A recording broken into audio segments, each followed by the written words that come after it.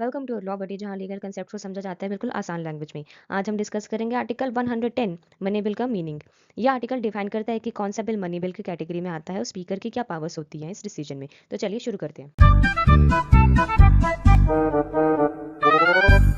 Clause 1 कहता है कि किसी भी बिल को मनी बिल तब माना जाएगा अगर उसमें सिर्फ ये मैटर्स कवर होते हैं। टैक्स से रिलेटेड कोई भी चीज़ हो, जैसे टैक्स लगाना, हटाना, बदलना या रेगुलेट करना, सरकार का पैसा उधार लेना, गारंटी देना या फाइनेंशियल ऑब्लिगेशन से रिलेटेड लॉ को चेंज करना, कंसोलिडेटेड फंड या कंटिजेंसी फंड ऑफ इंडिया का पैसा कैसे रखा जाए, उसमें से पैसे कैसे निकाला जाए, ये सब। देन हमारे पास है कंसोलिडेटेड फंड ऑफ इंडिया से पैसे एलोकेट करना, यानी कि अप्रोप्रिएशन ऑफ मनी।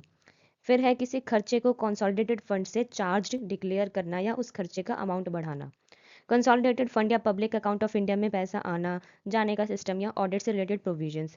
और ऊपर दिए ए और एफ के इंसिडेंटल मैटर्स जो डायरेक्टली उनसे कनेक्टेड है।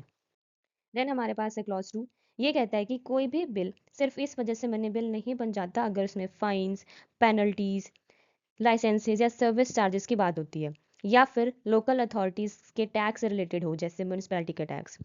तो मनी बिल होना तभी माना जाएगा जब वो सिर्फ फाइनेंशियल मैटर्स ऑफ यूनियन से डील करे, और वो भी स्पेसिफिकली ए टू जी के अंडर। ठीक है। देन हमारे पास है क्लॉज 3। ये कहता है कि अगर कभी कंफ्यूजन हो कि कोई बिल मनी बिल है या नहीं है, तो लोकसभा के स्पीकर का डिसीजन फाइनल होगा। इस बात पर किसी कोर्ट में चैलेंज नहीं किया जा सकता। देन हमारे पास है क्लॉज 4। ये कहता है कि जब मनी बिल राज्यसभा को भेजा जाता है अंडर आर्टिकल 109, या फिर प्रेसिडेंट को भेजा जाता है असेंट के लिए अंडर आर्टिकल 111 के अंडर, तब उसमें स्पीकर का सर्टिफिकेट होना जरूरी होता है, जिसमें लिखा होता है कि ये मनी बिल है, और वो सर्टिफिकेट स्पीकर साइन करता है। अगर आपको आर्टिकल 110 का ये ब्रेकडाउन यूजफुल लगा हो तो वीडियो को लाइक करें, शेयर करें और चैनल को सब्सक्राइब करें। Thank you.